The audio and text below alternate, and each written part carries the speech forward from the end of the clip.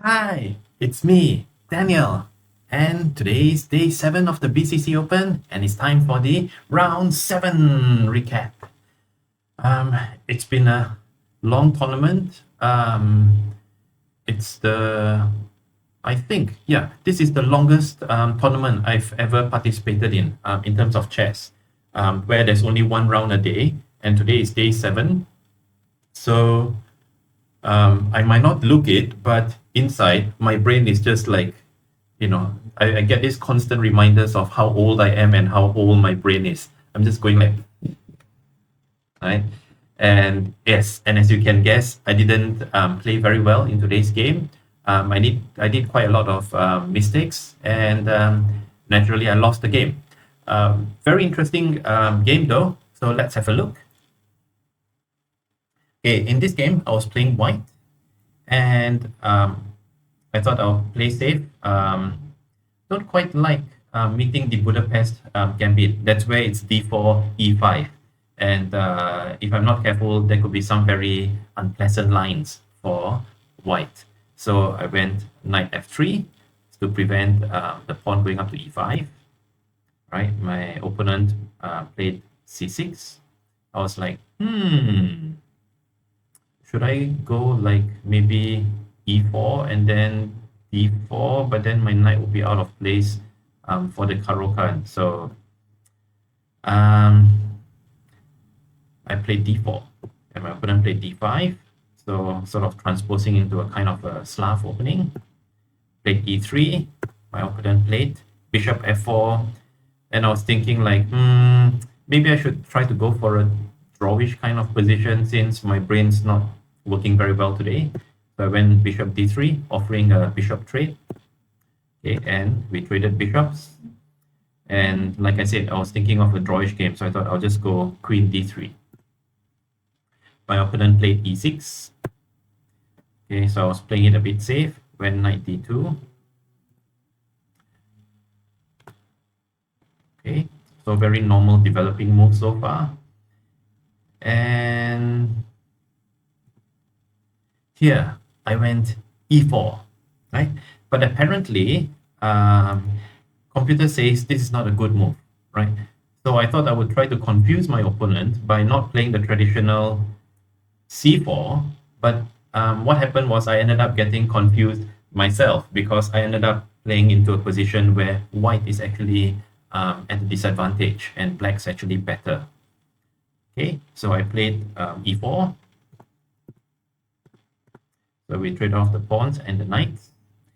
And my idea here was, my first game where I won, I had a kingside attack, and I was thinking like, maybe at some point I might go c3, locking the pawn formation, and then I might move my bishop maybe to f4 or maybe to e3. So either one of these two squares, right? And then maybe prepare my queen to move along the fourth rank, and then see if I could come up with some sort of kingside attack. Boy, was I wrong. So my opponent developed his knight. So black's playing a waiting game. So we'll see if black will castle kingside or queenside. And here I thought I would just try to mess about with black's pawn structure, moving queen g4. Okay. And black moved bishop f6. And here, what I should have done was I could have done maybe like a c4, okay, or maybe even an h4, right? Both of these choices were much better, right? But unfortunately, I chose c3, locking the pawn structure, and lo and behold, my opponent played h5. I was like, what? I'm supposed to be the one attacking the kingside, but why is he attacking me? Okay, so I was in a bit of a panic mode. And then I realized, I think what black plans to do, right, is to maybe at some point moving the queen either to c7 or to b6, and then queenside castling. And I was like, okay. So maybe at some point I might be able to take the pawn on g7 but then that would give a half open file for maybe black's rook to attack my king. So I was like, okay, anticipating a kingside attack from black. I moved my queen back, which was a bit passive.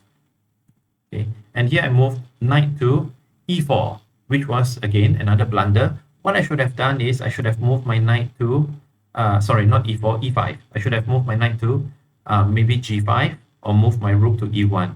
Both of these moves would have been much better, unfortunately, or I could also have chosen h4. So these were among the 3 best moves I could have made, but here I was just like, I totally blundered. I was thinking of just like, let's trade, draw. Didn't work that way. Okay, and here, black castles, queenside.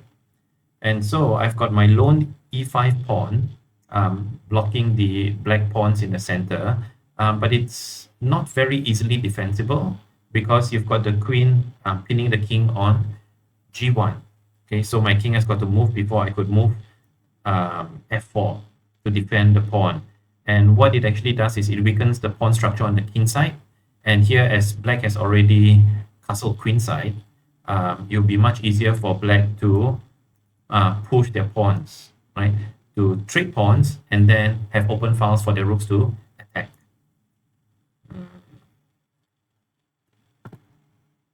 And here, I made a really bad move. I moved to b4, and it's funny, but at the time, I thought it was a really good move. It was like, oh, dynamic move, and I'm going for the queenside attack. Yeah, old brain not working well. I need to oil it. So here again, h4, definitely a lot better. Okay, so here it's one of the cases where I should have moved h4 because h4 is attacking the g5 square. I've also got the bishop defending the g5 square. And so black would find it difficult to move their pawn to g5.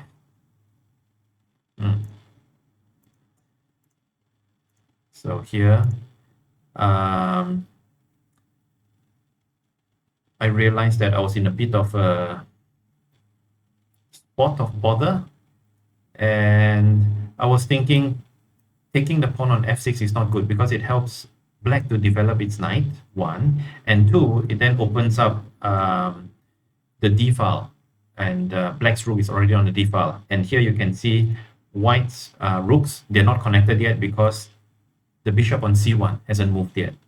So white's a bit behind in development, and we've been making a lot of queen moves, and we have to make more queen moves. What can we do? So I moved my queen to g4. h3, I decided not to take because by taking, it opens up the g file. So white's king will be a bit vulnerable. So I decided to block it by pushing g3. Which wasn't very good, but anyway, here black takes on e5, and here I should have immediately moved bishop to g5. So I shouldn't have worried about material, but I was thinking, I could move my bishop, but maybe later, because by taking the pawn here, I was thinking like I've got a pin on the black king, and black's knight would not be able to move. So I took the pawn. And then I realized black had this idea. So black moved his queen to b5 with the idea of queen e2 followed by queen f3. And then there's nothing left but mate on g2. Very, very tricky maneuver.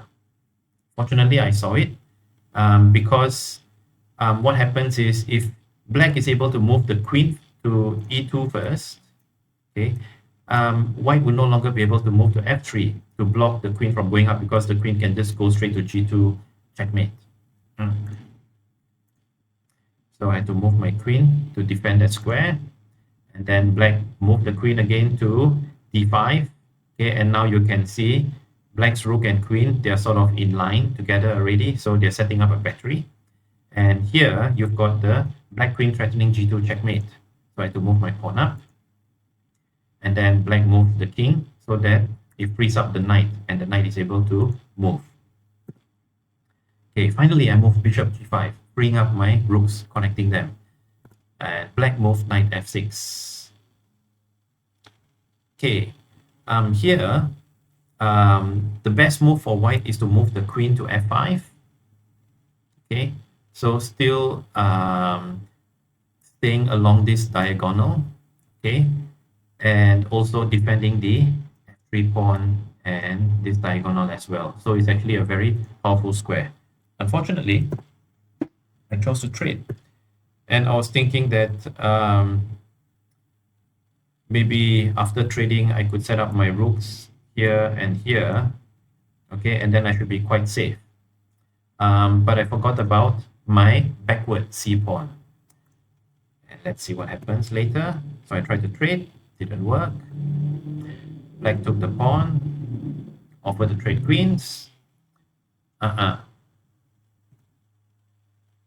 What do you think black is thinking?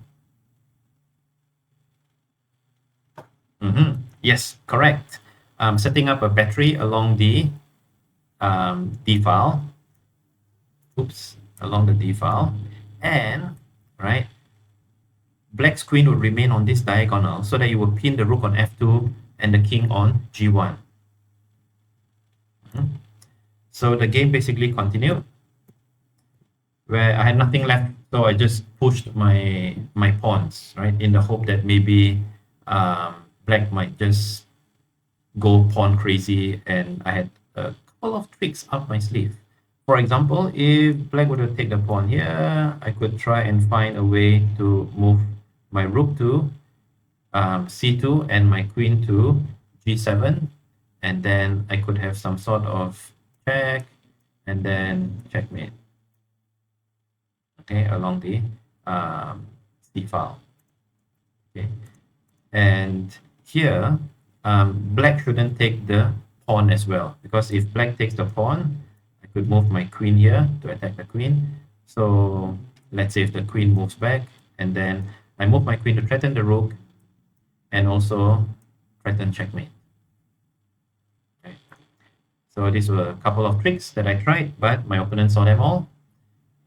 It looks like this sort of 1-2 move kind of tricks, they don't work in classical games because there's not much of time pressure, and it's really up to your plan, right? Your position on the board, and not so much of two-step combinations, because everybody sees that.